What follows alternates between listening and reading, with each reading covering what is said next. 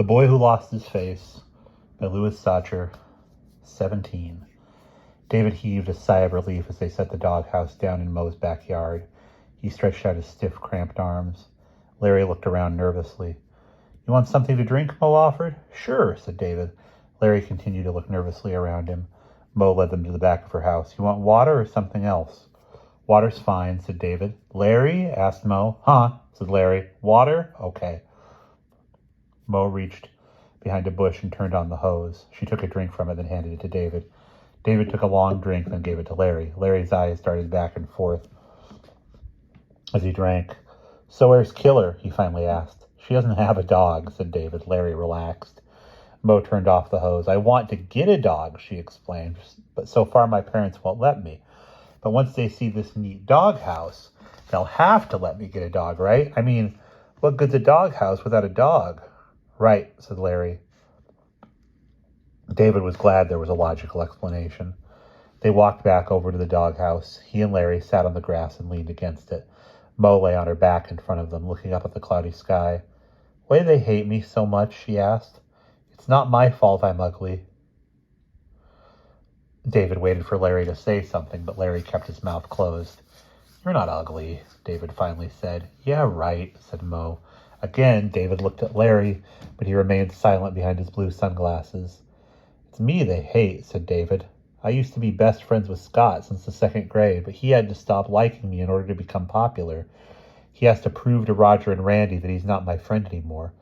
I guess he has to make up for all the years we were friends by hating me now. You were friends since the second grade? Asked Larry. David nodded. I've never been friends with anybody for more than, a couple of months. My family's always moving all the time. I've never even gone to the same school 2 years in a row. That must be tough, said Mo.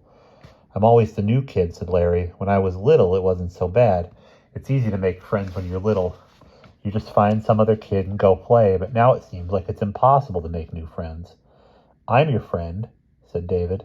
Mo laughed. That's only because Scott started hating you, she said. That's not true, said David. I'll be his friend anyway. What if Scott wanted to be your friend again? Asked Larry. You'd probably start hating me, too. Just so you could be popular like them. No, I wouldn't, David insisted. I wouldn't want to be one of them. I would, said Mo. I don't care if Leslie and Ginger are the two biggest piss ants in the whole school. I'd trade places with them just like that, she snapped her fingers. If I could be pretty like them. David looked at Larry, but he kept his mouth shut. Nobody cares that they're piss ants, Mo continued. They're beautiful. That's all anyone cares about. You would never be like them, David blushed. I would too, said Mo. If I was beautiful, I'd be the most revolting piss ant this world has ever seen, David laughed. You're not ugly, Larry blurted out. I mean, a lot of people probably think you're attractive, Mo made a sound like a horse. Yeah, right, she said. My grandmother. No, really, Larry said. In fact, there's this boy at our school. I can't say his name, but he told me he thinks you're beautiful. He's probably gay, said Mo. Larry laughed. So what's your excuse, David asked Mo. Larry's always moving and I'm ugly. How come you're one of the Three Stooges? Oh, I don't know, said David. For a second he wasn't sure if he should tell them, but then he said very matter-of-factly, there's a curse on me. He waited for Larry or Mo to react, but they didn't.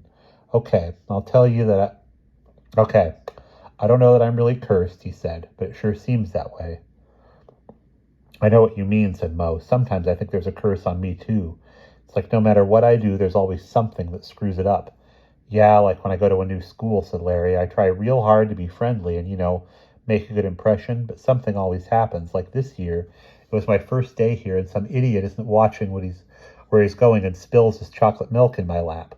How am I supposed to make new friends and be cool and everything when I've got chocolate milk all over my pants? Who drinks chocolate milk anymore anyway? I haven't had chocolate milk since I was a little kid, said Mo. That's what I mean, said Larry. David decided not to try to explain his curse to them. He didn't think they would believe him anyway. He didn't really believe it himself. He figured he was probably no different than Larry or